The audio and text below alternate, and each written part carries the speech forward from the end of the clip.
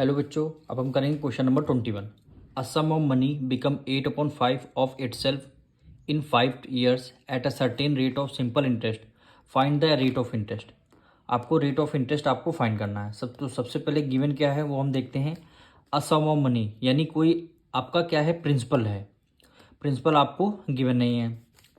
जो आपका प्रिंसिपल है वो बन जाता है 8/5 ऑफ इटसेल्फ। यानी क्या बन जाता है, ये अमाउंट बन जाता है। अमाउंट क्या बन जाता है, 8/5 ऑफ इटसेल्फ। इटसेल्फ मतलब समझ रहे हैं, इटसेल्फ का मतलब है यहाँ पे प्रिंसिपल। यानी प्रिंसिपल का क्या बन जाता है, 8/5। तो मल्टीप्लाई बाय पी कर देंगे हम। मल्टीप्लाई बाय पी कर दिया। टाइम कितना गिवन है, 5 ईयर। टाइम आपको 5 ईयर गिवन है। 5 ईयर आपको टाइम गिवन है। और रेट ऑफ इंटरेस्ट आपको फाइंड करना है। रेट ऑफ इंटरेस्ट फाइंड करना है।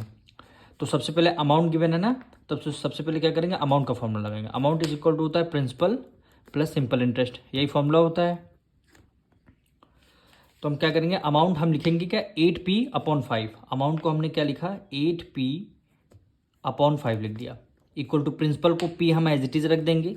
प्रिंसिपल को हम p ही लेट कर रहे हैं अभी, प्लस सिंपल इंटरेस्ट। यहाँ से सिंपल इंटरेस्ट हमारी आ जाएगा। यानी एसआई को आप सबसे पहले सॉल्व कर रहे हैं।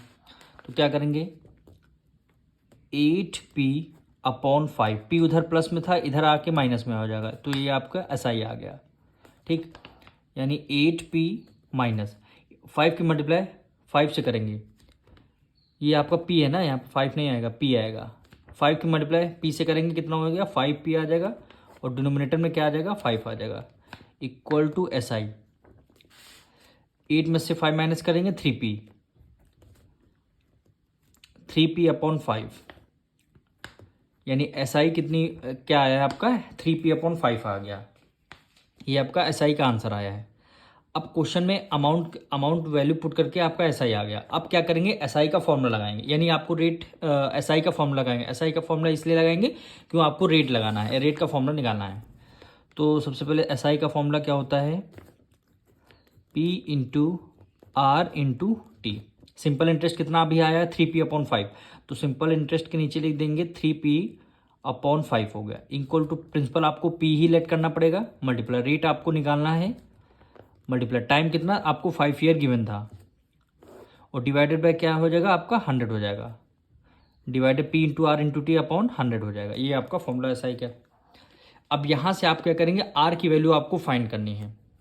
आर की वैल्यू आप फाइंड करेंगे। तो 3p/5 को एज इट इज रखा आपने, इक्वल टू यहाँ लगा दिया, 100 इधर है डिनोमिनेटर में, ऊपर जाएगा, ये किस में हो जाएगा, मल्टीप्लाई में हो जाएगा। और फिर आपका यहाँ पे आर तो आपको निकालना ही है, और पी आपका न्यूमरेटर में था, ये आपका डिनोमिनेटर में आ जाएगा। 5 भी आपका न्यूमरेटर में है, ये आपका डिनोमिनेटर में है।